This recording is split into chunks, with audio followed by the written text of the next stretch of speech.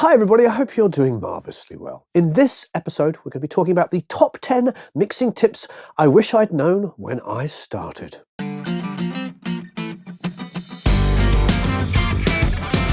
A lot of these things are common sense, and what I ended up doing when I first started was ignoring common sense because I overcomplicated things. So if you're in that situation where you're fairly new and you're scouring the internet like we all do and seeing all of the social media influencers telling you all of their different ideas about how to do stuff, it can get very, very confusing. The aim of this is to get it to be really, really clear. I did watch some other people's videos. Some people had like 20 tips, some people had 5. I just felt like I wanted to get to the 10 most important things that I now know that would have helped me if only somebody had clearly said, Warren, these are the real things to concentrate on. So number 1, know your monitoring. I was going to call this Know Your Room, but the reason why I called it Know Your Monitoring is because so many people these days, understandably, are also using headphones, not just rooms with beautiful speakers in it.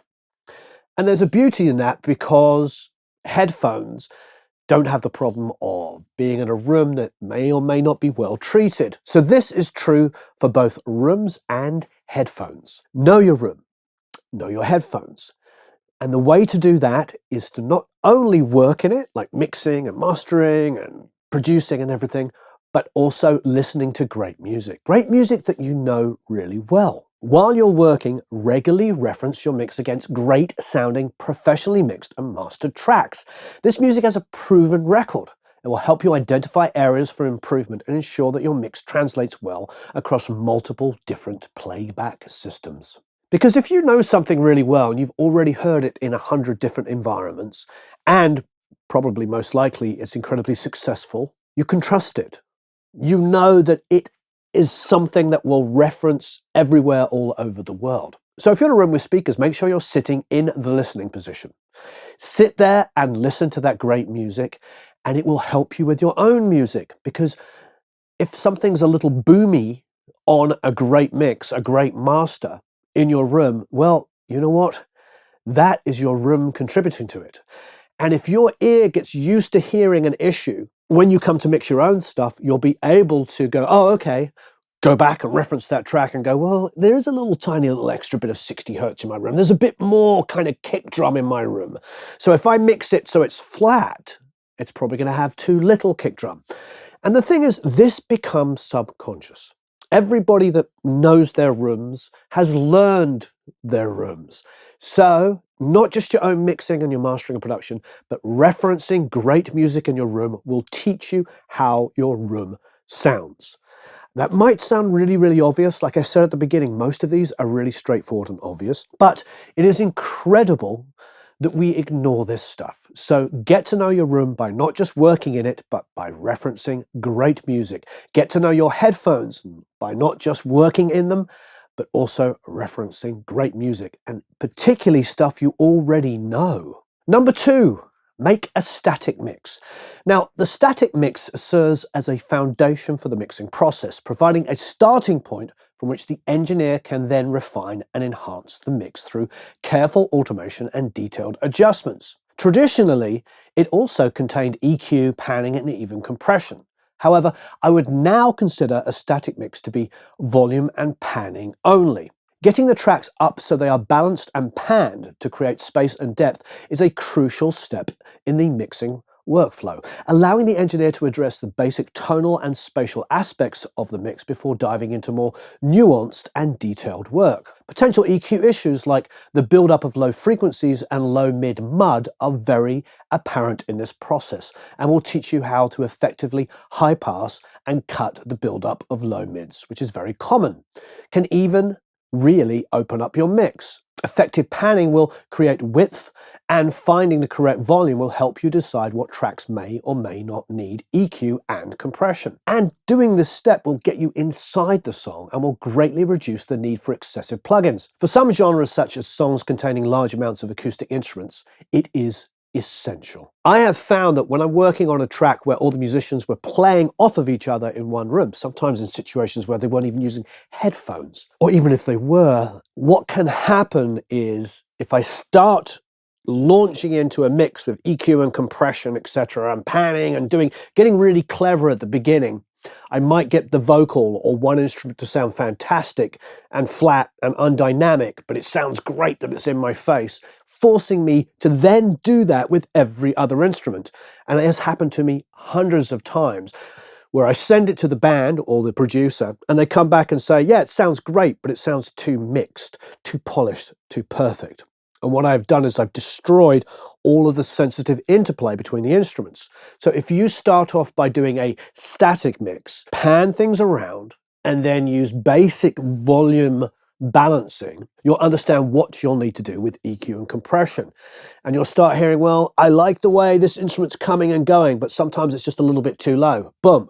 That's something you lightly compress. You reduce the dynamic range just enough so in those quieter elements, they come up enough. You start thinking to yourself, well, there's a lot of build-up in the low mids and some of these instruments are kind of being masked by other elements. So you'll cut out some low mids, you'll do some high passing, you'll allow things to just breathe, you'll allow the kick drum, for instance, to suddenly feel like it's actually present because every other instrument doesn't have all this build-up of low end. And then, of course, you'll start thinking to yourself, well, I've got the volume up, but I still don't quite have the articulation. So maybe I need to give it just a little bit of high end, a little bit of high mids, just to poke it forward. All of this can be done speedily and far more effectively if you start off with a static mix. Numéro 3.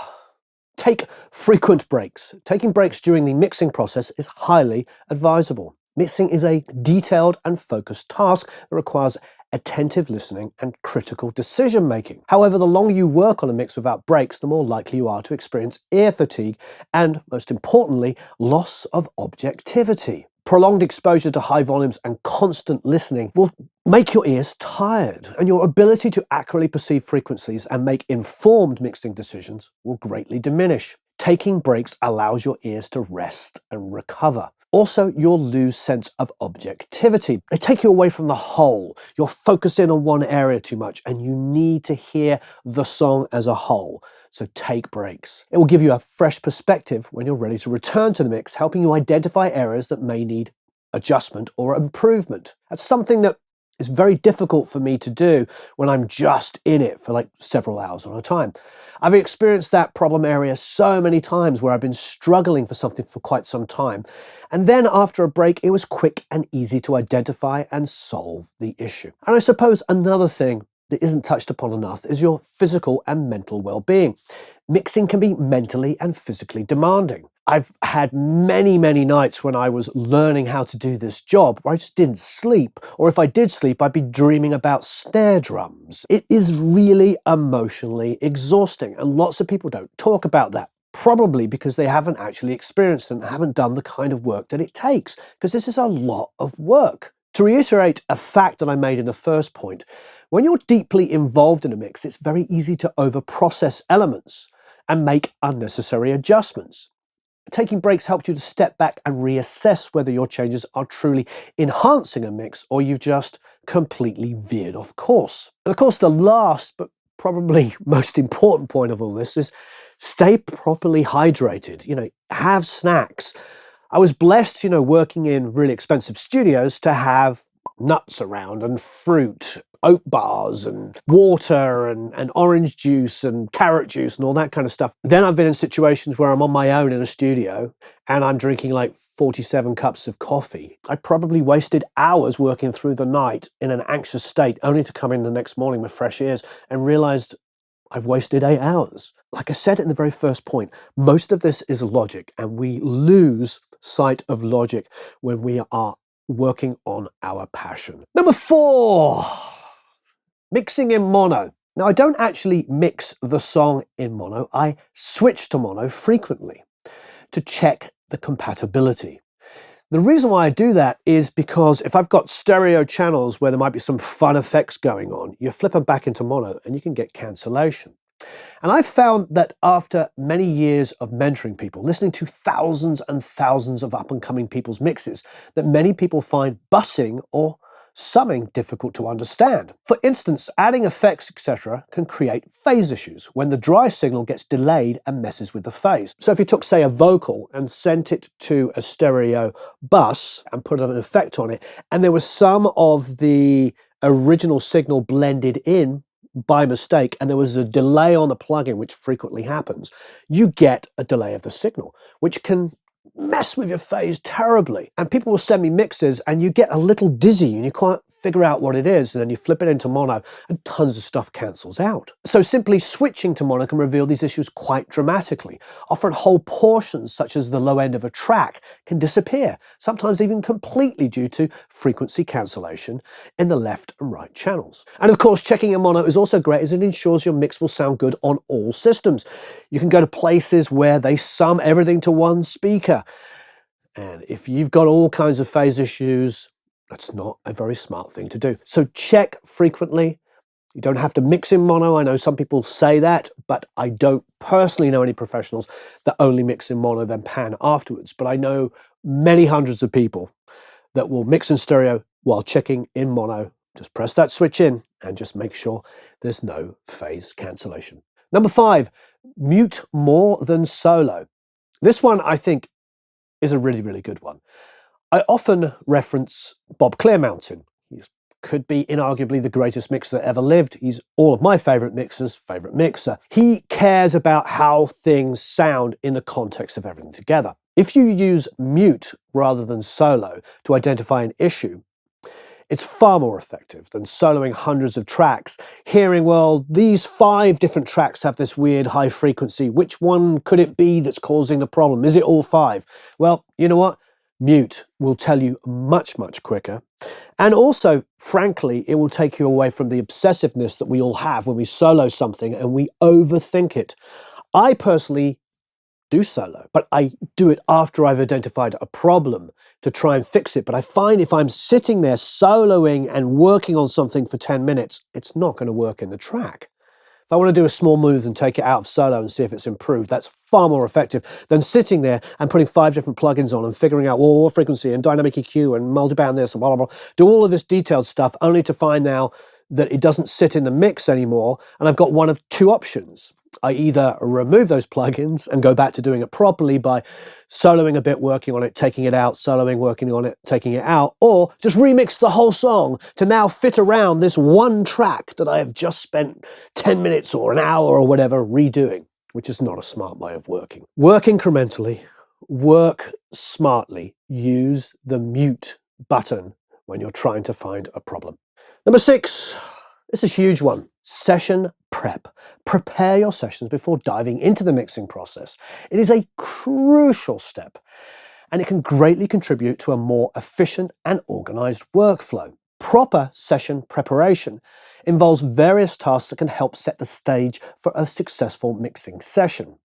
There are many important aspects of a session prep. Firstly, ensuring that your session is well organized is logical. This will include, of course, naming tracks logically.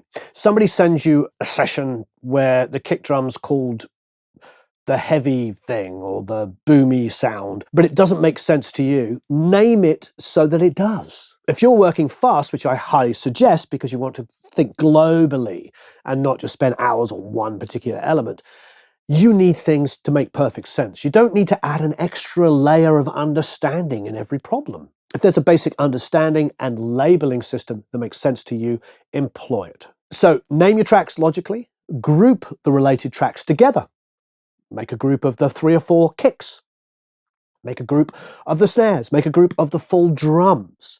And also, if you're into it, use color coding to identify visual elements so that you can really easily find them. A tidy session makes it much easier to navigate and locate specific tracks. And next, and equally as important, is cleaning the session up. Are there 15 different things that are the same and for some unknown reason are in there? I've seen that 100 times because maybe the person that did the rough mix took the lead vocal and duplicated it 5 times and then put different effects directly on those 5 different ones. I've seen that 100 times. And then you come to mix it and you've got somebody else's system that makes no sense to you. So remove those 5 duplicate vocals. remove the 15 different mics on the guitar cab when all put together sound totally out of phase and actually sound worse. I remember working with Dave Sardi, and he asked me to organize a song by a band called Towers of London. It had like 5 or 6 mics on each guitar cab. And some were like double mic'd, pulled back, halfway, room mic'd, all this kind of stuff. And no matter what I could do, I could not make the guitar sound any bigger or better by adding more mics. And we ended up choosing one mic on the guitars. Suddenly the phase was there. And if we wanted some ambience, maybe we could try using just the ambient mic or put a reverb on it. The reality is that's the kind of thing you will see. People will send you multiple miking, and if they haven't done a blend, which often they haven't, that makes sense, and they've just recorded a lot of tracks for the sake of recording it, it might be best just to choose the best sounding one, or at least go back to them and say, can you bounce how you hear it? So you have a reference of it. Again, these are the things that you do when you first get a song to mix. Remove those unnecessary tracks. Also, unused plugins or regions that are not contributing to the final mix.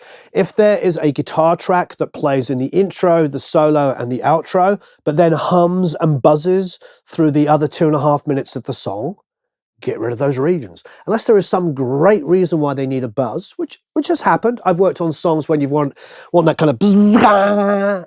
You know, I've worked on a track where you hear the guitar being plugged in.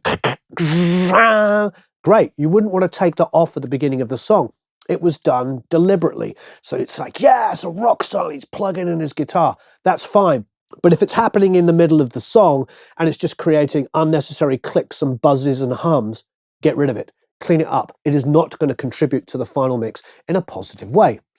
This will really help reduce clutter and improve the session performance as well, because you have less tracks, you have less information it has to deal with. So if you consolidate these tracks and then, of course, bounce elements together to make one track, you will absolutely have your session run so much smoother, which will free up your system resources and allow you to use that extra couple of plugins, those fancy new plugins that you bought and you want to try out. I just covered it a second ago, but also phase relationships is really, really super important. Often I'll get a pair of room mics that when I bring them up, the kit starts to sound like it's coming more out of the left and the right than out of the center. So can I nudge one of them backwards or forwards so it feels like, you know, there's no cancellation of the kick and the snare in those room mics? Sure, those kinds of things are important. Is there a double mic on the guitar cab where one of them is just ever so slightly out of phase, and if you just nudged it slightly, is now all the low end coming back? These are the things that you want to check before you get mixing. And the last two things with proper session setup are, do you need to do some gain staging? Has somebody sent you something which is also almost inaudible? I've had tracks sent to me where I didn't know there was anything on them because they printed it so quietly compared with the rest of the session that I was about to assume there was nothing on there.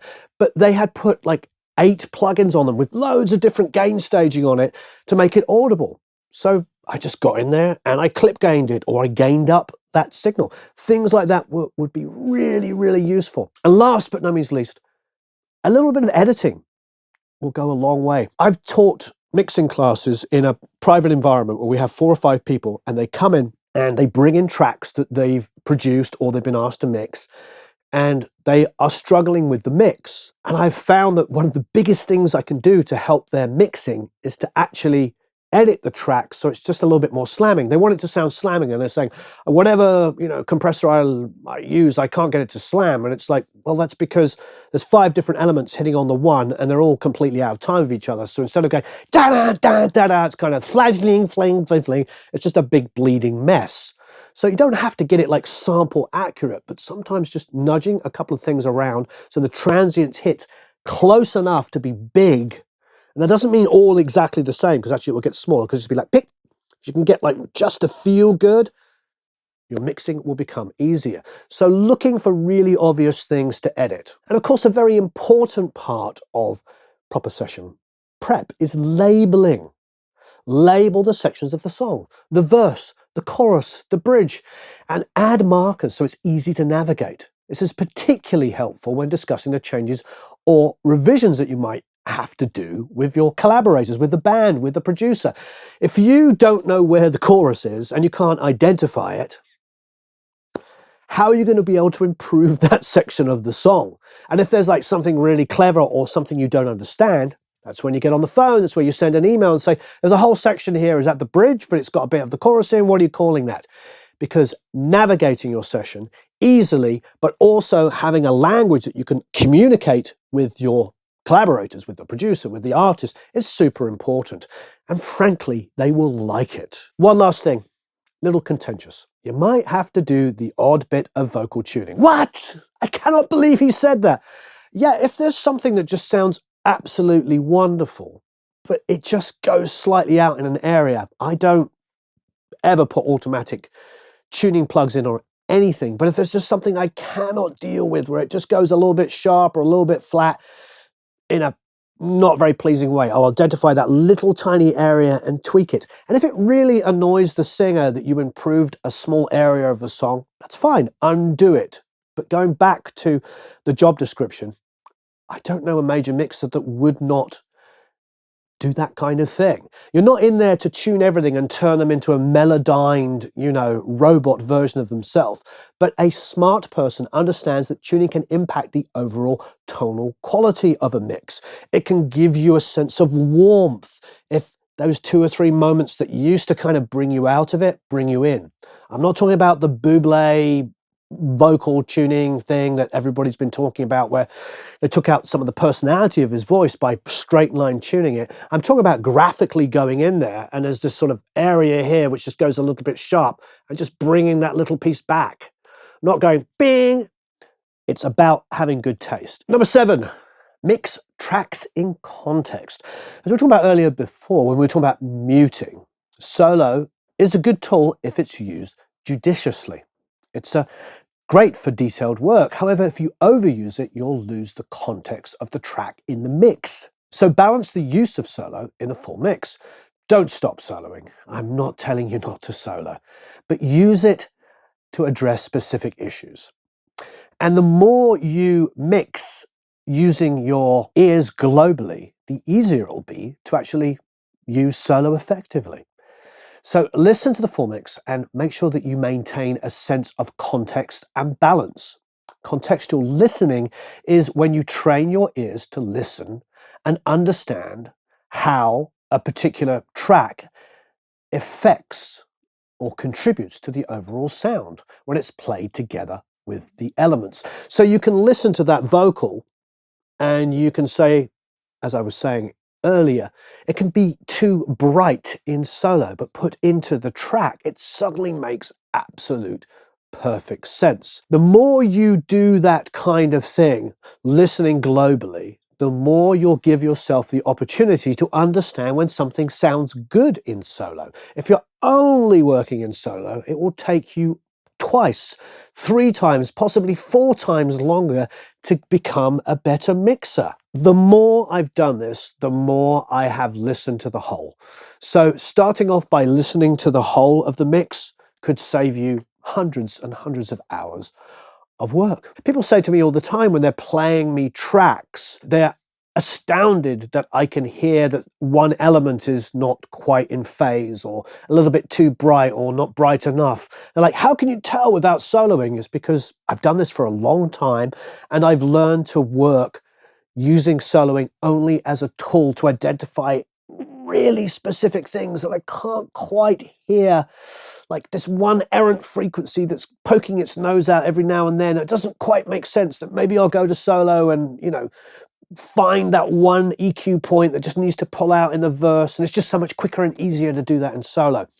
Otherwise, I am listening in context. So consider using large groups, like the full drum kit to solve one element, maybe with the bass thrown in there as well. It will be a really good way for you to think globally about the finished result. And at the end of the day, nobody is going to buy a song based on how the snare would sound in solo. So critical listening is what we're talking about here. And soloing is most effective during critical listening phases where you're addressing specific problems. Once those issues are resolved, listen to the entire mix to make sure that you ensure the overall coherence of the mix. Number 8, this one I have said many, many times. It's a big one, and that is trust your ears. Despite everything we're talking about, it is the most important tool that you have. It's your ears. It's the only thing that matters.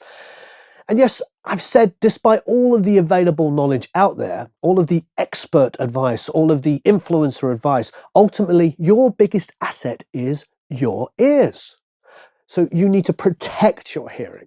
Don't monitor at high levels for long periods of time. Not only can that make your ears become fatigued, and that will affect your ability to make accurate judgments, it can also cause you irreparable damage to your ears. So don't listen at high volumes for long periods of time, and make sure you go back to earlier point, take frequent breaks. Your ears are your biggest asset, but trust them. I get sent mixes to critique all the time. We have the Produce Like a Pro Academy, and inside of there every week we listen to people's mixes and we critique them. And quite often there are really obvious issues. And I will say to somebody after I've listened to it, what do you think about this mix? And they will say things like, well, the low end was really difficult for me to control and I couldn't get the bass and kick drum to sit properly together. And they'll say, what do you think? And I'll say, the low end is really difficult for you to control and you couldn't get the bass. The point is like, you're hearing those problems. One of the biggest things that I hear all over the internet, this idea that somebody being a quote unquote expert is going to hear something differently. That's just not how we are as human beings. If something is overbearing and bad, if I play it to my wife, she'll say that sounds terrible because this instrument is too loud or it doesn't sound great. She's not a mixer, but she's a human being and she knows how to listen to music. And that is how people are. The things that are obvious are obvious. So trust your ears. Number 9, EQing your effects. This is a huge one. And I learned this the hard way over the years. So EQing reverb and delay can be massively useful. Reverbs and delays can introduce additional unwanted frequencies to your mix. They will exaggerate certain frequencies, for instance. Taking a reverb that you put on a drum kit with a lot of excessive low end is not a particularly helpful thing. If the kick drum is going boom and it's now going woo, this massive build-up of reverb, it's going to completely destroy the definition of that kick hitting. Instead of going da, da, da, it'll go woo, woo, and it will just turn into a bunch of low-end mud. So EQing your verb on your room mics is really, really important. Get rid of excessive low end will be massive. It will be absolutely massive, and it will help define the low end. The same thing can be said of cymbals. The last thing you want is like excessive amounts of cymbals bleeding into your reverb that then is exaggerated. So there's so much excessive high mids going on that suddenly it's a huge amount of high end. So often I'll put a de-esser before my reverb. So if there's a swishy 5 to 7K aggressiveness going on, it's getting ducked before it's even hitting my reverb. That's a huge thing to do.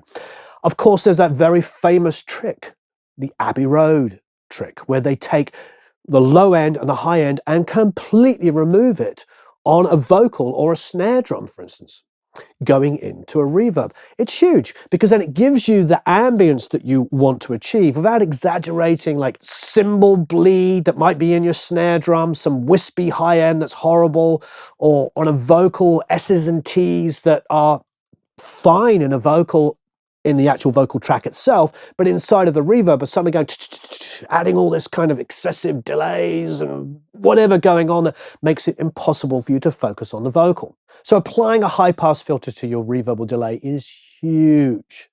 Controlling the brightness with a de-esser or an excessive amount of high end is also huge. So low passing can be really, really amazing, as well as putting on something like a dynamic EQ or a de-esser, as I was saying earlier. So tailoring your reverbs and delays to the instruments can be really, really massive. What I like to do is put the EQ before my delay or reverb so that I'm not destroying maybe what the room will bring, but I'm taming it.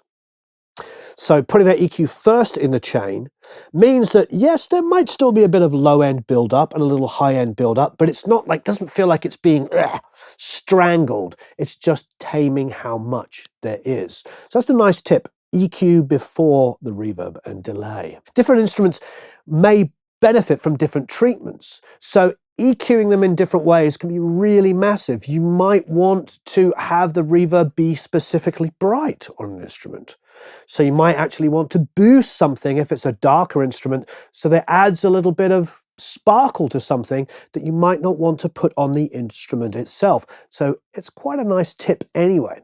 And it creates space, obviously, using reverbs, and the EQ creatively done will really, really be useful in that environment. I do silly things like take an instrument's DI and use that for the reverb, and that can be tamed. So you can have maybe a big distorted guitar, but instead of having this mushy, out of control reverb around it with so many additional harmonics that you don't want, I will add the DI, maybe EQ'd quite aggressively so there's no high end, and send that to the reverb and get a completely different feel. It plays in time, it has the same melodic information, but it's not adding that excessive over-the-top washiness that a distorted guitar amp will have. So number 10, it's a big one because it really is the last one that I do when I'm mixing, and that is automation. Automation to create more dynamics in your mix. It's super important. Implementation of automation is, of course, controlling the volume, panning, and other parameters. It can be, muting things on and off if you want to have a chopped up sound. It really is a massive part of the mix. Most of the time, it's things like panning for me, like maybe having a mono guitar, be like, 50% to one side in a verse. Then it becomes a stereo guitar where there's a double of it in a chorus, but instead of being 50-50, now it goes 100-100. So that one guitar might, this one might be muted, there's a verse, goes left, this one comes back to the right. That's some basic automation. Also, of course, volume automation, because the kick and the snare in the chorus might need to come up. They might to be more powerful because now you've got more guitars, which have become wide. So I need to bring up the kick, bring up the snare. I may have a reverb on the snare that I want to bring up in the choruses because there's more guitars. There's background vocals that come in. All of these things are super, super important. And you want to address them with automation. Otherwise, you're going to have a completely linear track. It's not going to feel like anything really happened because your verse of maybe 3 instruments. But when the chorus comes in and you keep everything at the same level, or you've smashed your verse so aggressively that it just feels like it gets squashed more in the chorus, this is not smart. This is where automation becomes key. You need to make sure that all of that automation is being used effectively to create different dynamic instances so that sections of the song mean something more. It can be muting things so there's a more dramatic reintro. It comes to the end, boom, everything sucks out and it's just da da da da da da da. Band comes back in. Things like this are huge, huge. Mutes, pans, volume, all of this stuff. Adding little dynamic throws to delays and reverbs can make it really, really exciting. Being able to hear a vocal where everything drops out and you hear like, I don't know, no, is awesome. You're muting the band for a second, you're doing a delay throw and just turning it up, maybe panning it, no, left to right. All of these things are the most fun part of mixing, and they take your mix over the edge. Plus, of course, it's a logical thing to do.